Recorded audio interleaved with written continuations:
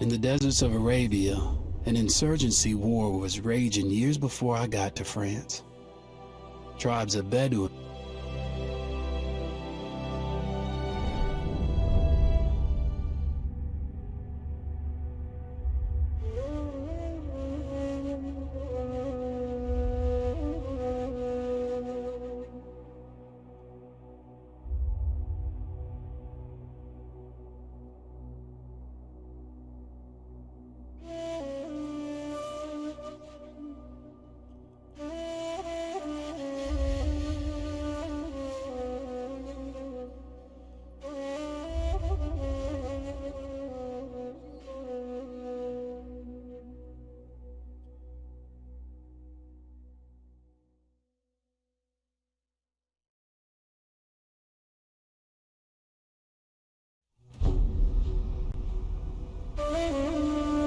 The Arabian Desert, a vast ocean of drifting sands and scorched, sun-baked rocks. Beneath these endless dunes, oil, the lifeblood of our new mechanical century. For more than 400 years, the Ottoman Empire has ruled these lands, controlling all that's to be found here. But the Ottomans do not rule unopposed. Small bands of Bedouin rebels have united to overthrow the empire. They strike without warning and then vanish into the desert. Fighting alongside them is a lone British officer, whose exploits have earned him wide renown. The world has taken to calling this man Lawrence of Arabia. In the desert, you rely on good planning, but you also hope for a dash of luck. And luck was with us when we learned of a recently derailed Ottoman train carrying a most interesting piece of cargo.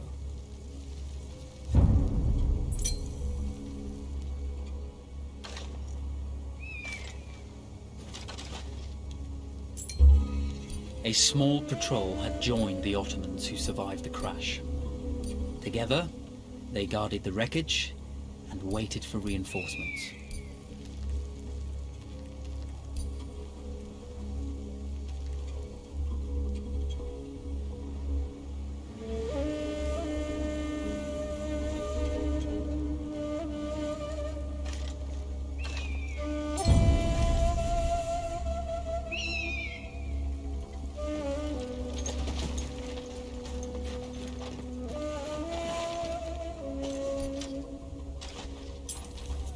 A lone fighter has just one advantage over a large enemy force.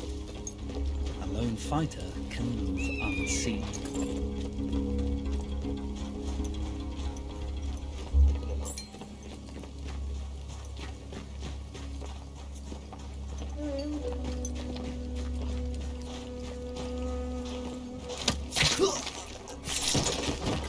The tribesmen fought unconventionally, using weapons they knew well. Endurance, individual intelligence, and courage were their primary assets.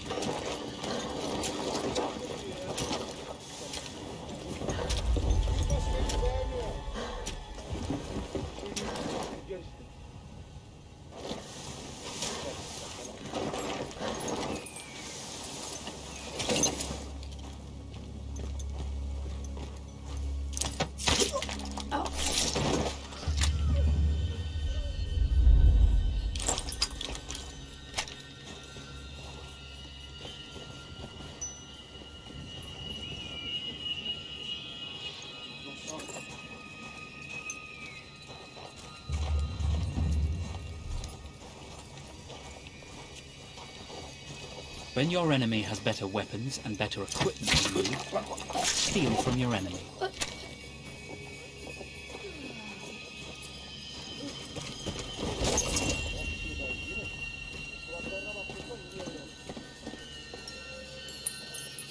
Kahpe çocuğu. Nasıl lan? Biraz zaruri oldu.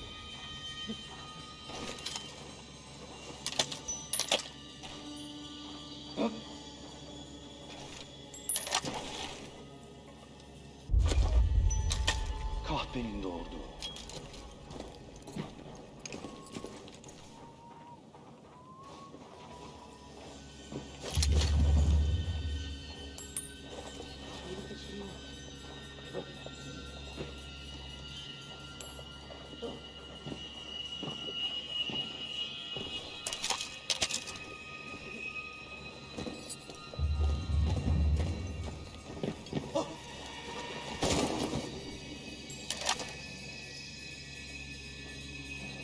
Burada bir şeyler var sandımdı.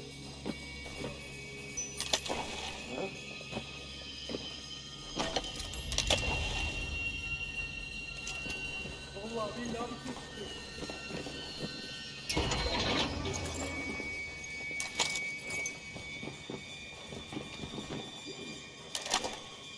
Tuhaf bir şey gördün mü? Hı?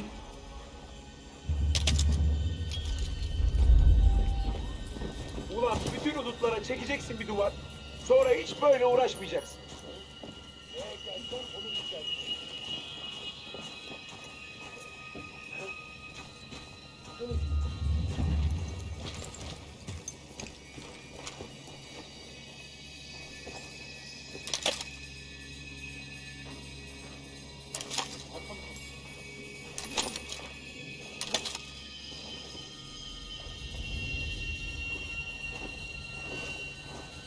Burada bir altlar oluyor ya.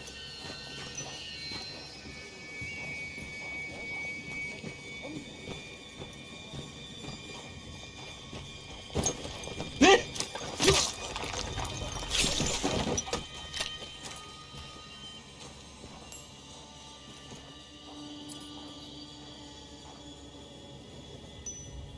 Bak demedi deme.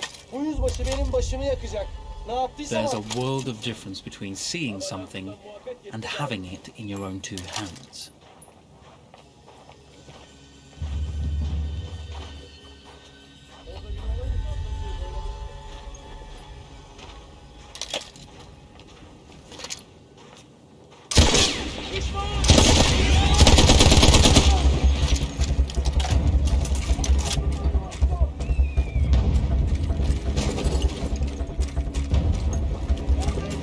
Merhamet gösteririm. Seni atlayacağım. Nereye kadar?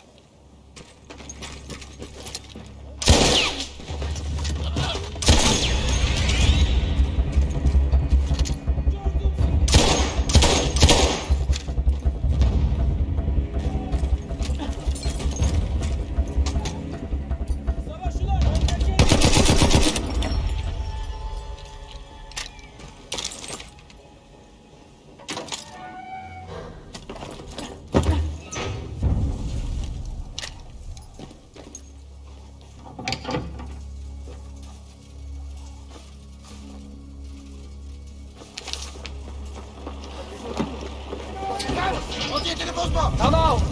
It's over.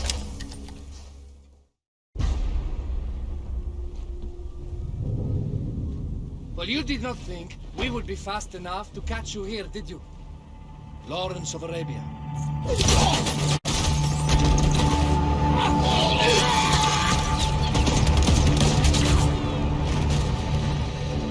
Actually, I was rather depending on it. Lawrence. Well, this is very clever. Now the hunter becomes the hunted. So who might you be? How enchanting you are, my dear. Ahmed, I'll show you enchanting. If it weren't for you, I'd be free. Free, is it? You'll be free when you're dead. And I'm happy to tell you, the Empire intends to grant you all this freedom very soon. Even now, an engine of destruction scours this desert, obliterating your animals, your families, your homes. Soon there will be nowhere to run. Nowhere to hide. Soon all that you know, and all that you love, will be ashes. You will all be free to die. Oh. Ah, you animal!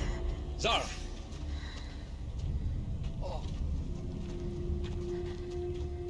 Now I understand that you would like nothing more than to strip the flesh from that man's feet and send him off into the desert naked to die. But think about it. You're right. I'm sorry. My friend here, she can be a little brusque. You're going to tell me how to lie to your train so we can lure it into a trap and destroy it. Impossible.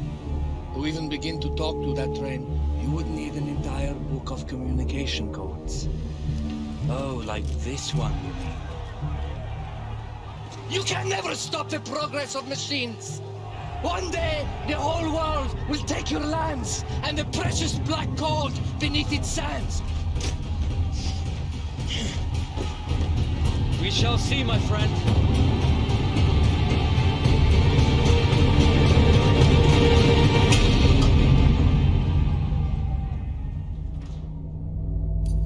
Of course, obtaining the codebook was not enough.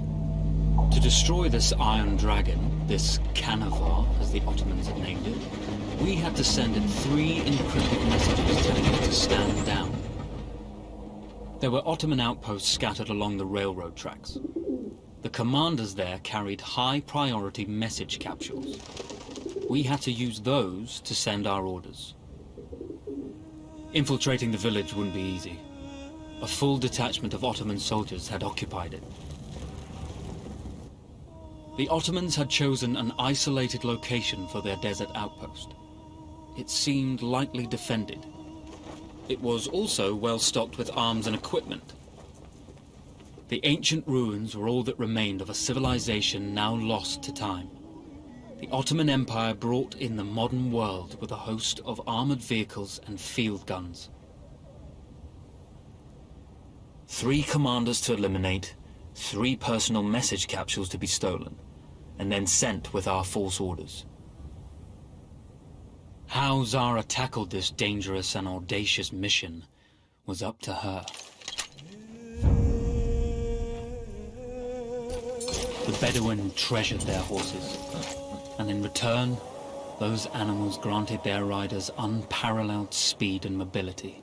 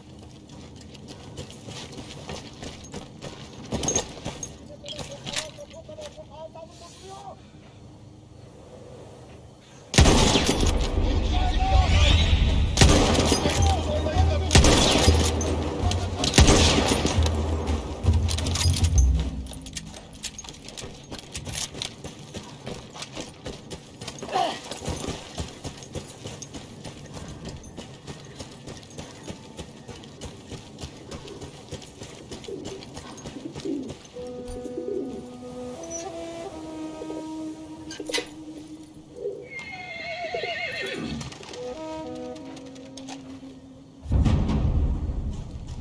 single order wouldn't be enough. Ottoman protocol required the message to be received in triplicate before the train would acknowledge it as genuine.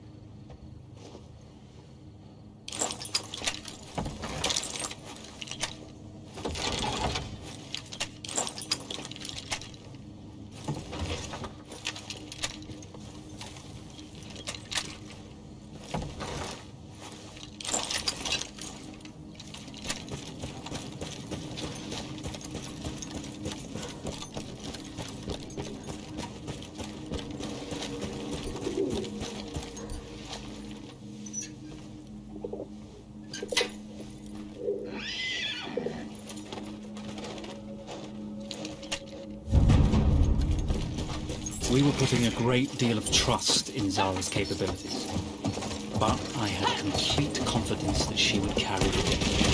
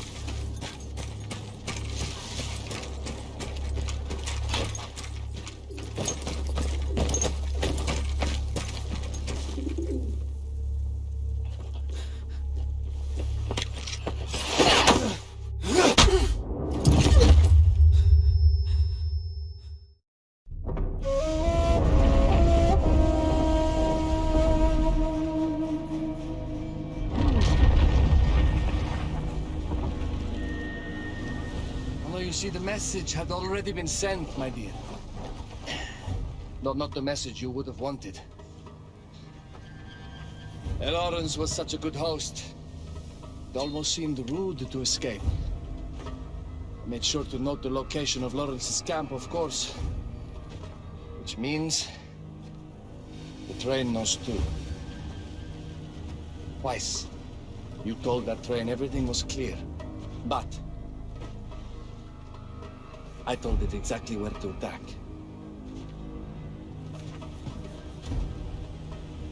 The beast has your scent, my dear. And it's coming to slaughter you and your little band of rebels. First, the firestorm from the cannon. Then, up close with the troops to slaughter any survivors.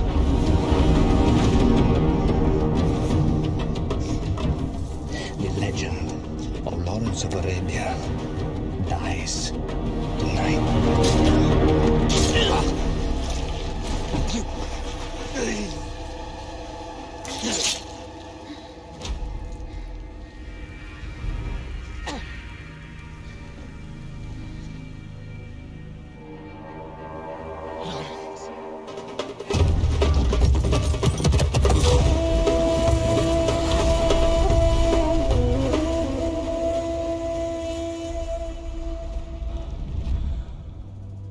You slipped away just in time.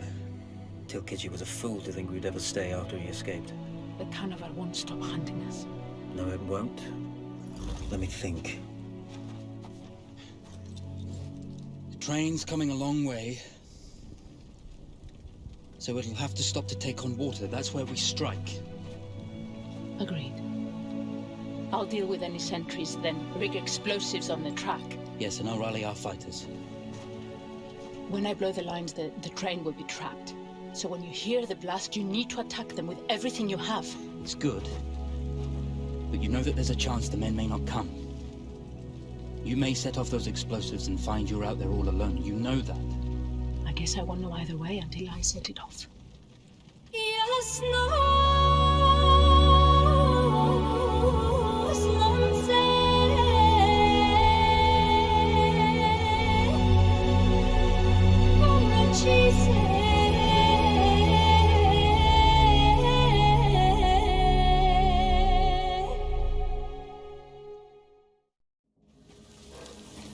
Man makes plans, and God laughs. As it turned out, the small town where we would ambush the train had a significant enemy presence. Those troops would have to be dealt with before the explosives could be set.